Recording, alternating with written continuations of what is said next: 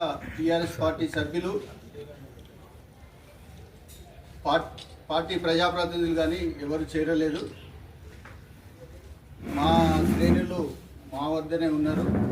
ఎట్టి పరిస్థితుల్లో గెలిచిన అభ్యర్థులు కానీ ఓడిపోయిన అభ్యర్థులు కానీ ఎలాంటి ఆందోళనకు గురి కావద్దని మండల పార్టీ తరఫు నుంచి విజ్ఞప్తి చేస్తూ మీ అందరికీ కూడా ధైర్యంగా ఉండాలని కోరుకుంటున్నాం. భవిష్యత్తులో కూడా ఎలాంటి విషయాల్లో కూడా పార్టీ మీ వెన్నంటి ఉండి మీకు ఏ కష్టం వచ్చినా నిలబడుతుందని పత్రికాముఖంగా తెలియజేస్తూ కార్యాచరణ రూపంలో కూడా చూపిస్తామని మీకు కోరుకుంటున్నాం. భవిష్యత్తులో కూడా ఎలాంటి విషయాలలో మనం ఆందోళన చెందకుండా రాబోయే ఎన్నికలలో కూడా ధైర్యంగా నిలబడి మనం గెలుస్తాం.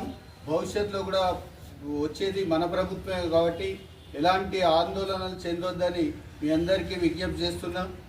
ఈ నీలం దుర్గేష్ గారికి పార్టీ కొత్తగా చేరిన తొందరలోనే అతనికి పార్టీ పెద్ద పదవి ఇచ్చి గౌరవించింది.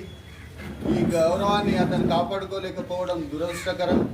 భవిష్యత్తులో కూడా ఇలాంటి నాయకులు ఇలాంటి పనులు వేరే కార్యక్రమాలు చేపట్టొద్దని మేము టీఆర్ఎస్ పార్టీగా చెప్తున్నాం. భవిష్యత్తులో ఇలాంటివి జరగకుండా పార్టీ శ్రేణులకు వెన్నుదన్నుగా ఉండి పార్టీ ఎన్నిటికైనా విజయం వైపే పయనిస్తుందని కార్యకర్తలందరినీ కోరుకుంటున్నాం.